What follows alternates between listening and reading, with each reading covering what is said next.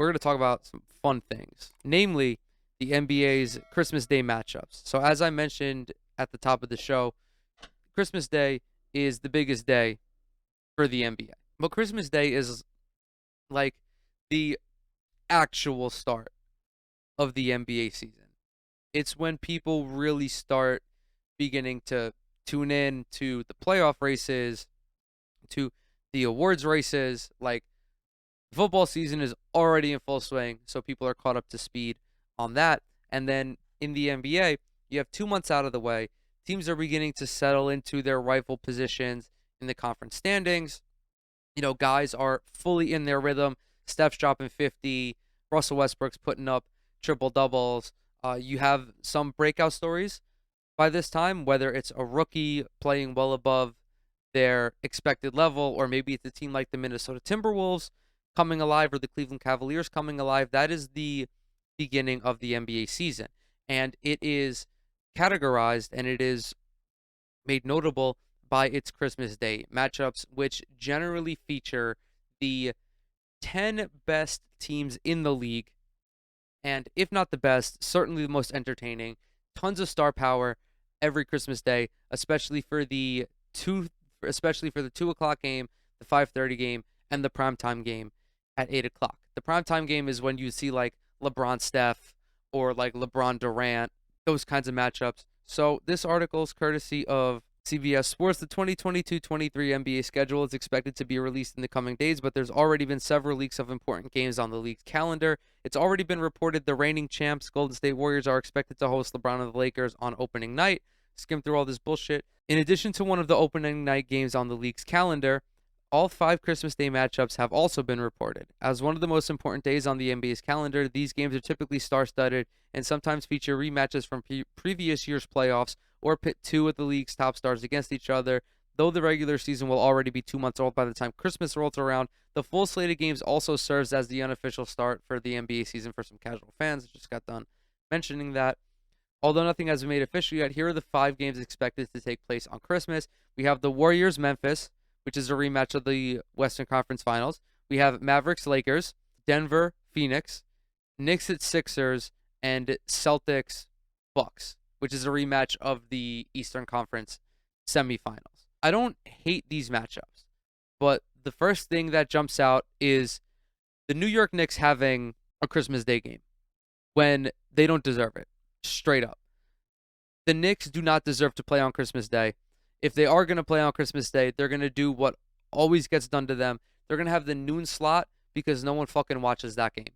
Everyone's getting ready for Christmas Day, whether they're cooking, whether they're opening presents, whether they're traveling to their destination.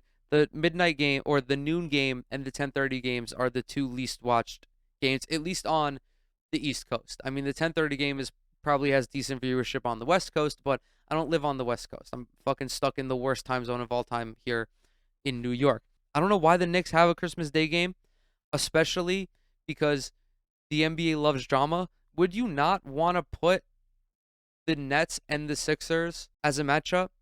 James Harden going up against the Nets, Ben Simmons going up against the Sixers.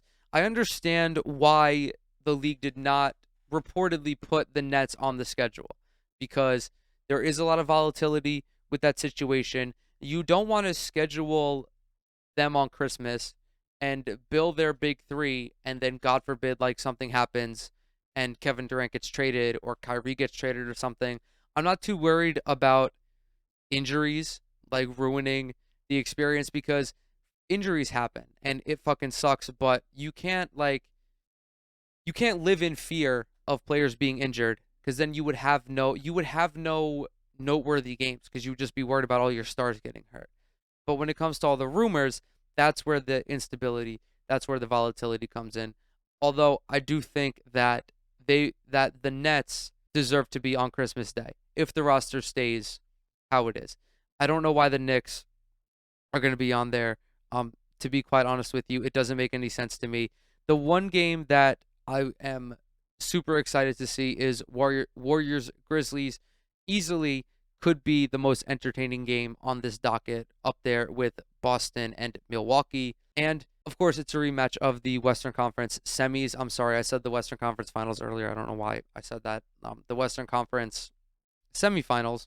And that series was wildly entertaining, even with Ja Morant being hurt. So now he's healthy. The whole team is healthy. The Warriors are, of course, healthy. They're back to beating ass. And then you get them. That's probably going to be the primetime game, if I had to guess. That'll probably be primetime. I don't think that Lakers Mavericks. I mean, Lakers Mavericks could also be primetime because you have LeBron and Luka. Like, that is a star-studded matchup as well. Of course, Dallas does not have Jalen Brunson. We don't know what the whole Russell Westbrook situation is going to look like. We don't know what's going to happen with Anthony Davis, but still, you can't have Christmas Day in the NBA and not feature LeBron James. Even if he were to be on a shitty team, if he's putting up numbers, he's going to be on Christmas Day.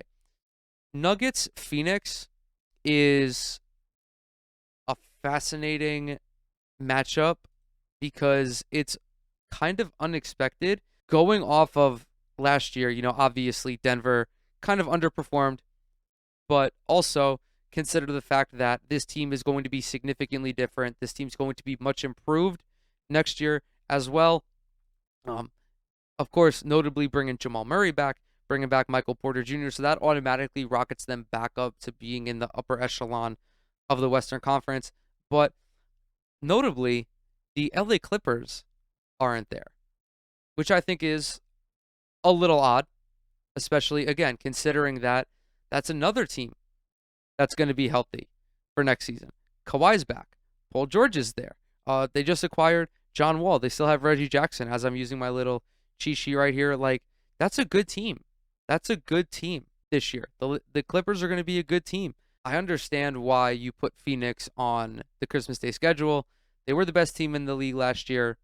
Devin Booker's awesome. I love watching Devin Booker. He's one of my favorite players in the league. Chris Paul is still putting up numbers. I don't know if I would put them on there. I think I would just, be a sucker for the drama because that's what I am. I'm a drama-loving little bitch. Have Denver, Dallas, and then Clippers, Lakers. Just looking at this from like a strict marketing perspective. Like, okay, obviously, Warriors, Memphis, that is very clear. Rematch from last year's playoffs. You could even do Warriors, Dallas, another matchup of last year's playoffs. Boston, Milwaukee, I think that's going to be a fantastic game. I mean, an obvious no-brainer. You have Jason Tatum and Giannis, two future MVP candidates, two future MVP winners. Well, I mean, Giannis is already an MVP winner, but you know what I mean. Two of the best players in the Eastern Conference, two of the best players in the NBA, honestly. So that one makes sense. Clippers, Lakers, the crosstown rivalry, it feels weird. It feels weird not seeing that on the schedule. Of course, nothing is set in stone, and I know that the Clippers had their issues last year, but Kawhi's going to be healthy. Paul George is going to be healthy. They retooled. Why would you not want to watch Lakers Clippers on Christmas Day? I would. And then Denver and Dallas. Denver and Dallas is a matchup that I would want to see because Luka and Jokic. You get a little international flair thrown in there. Okay, the NBA is a global sport. So they have players from every continent, obviously not Antarctica because the Penguins not going to fucking be able to play in the NBA. And from like 40 different countries, I think it's a truly global sport. And Jokic and Luka are two of the most prominent players in the league. And they're both from Eastern Europe, a part of the globe that, does have a rich basketball history. So you want to spotlight that. You want to spotlight both the international and both the homegrown talent. So that I think is a good storyline. And then of course I would swap the Knicks and replace them with Brooklyn. I would concede, give Brooklyn the early time slot just in case crazy shit happens. But just from like the narrative. And if you you either send Ben Simmons to Philly or James Harden to New York, the reception is going to be just insane. Although, for the safety of the players, it would be better to have Philly visit Brooklyn as opposed to Ben Simmons visiting Philadelphia because he might get like a battery thrown at him or something. And of course, the NBA doesn't want that. But that would be That would be my list. I would keep Golden State and Memphis because, as I already mentioned, rematch of the playoffs. Do Lakers Clippers, crosstown rivalry. Do Mavericks Nuggets, spotlight two of the more prominent international players.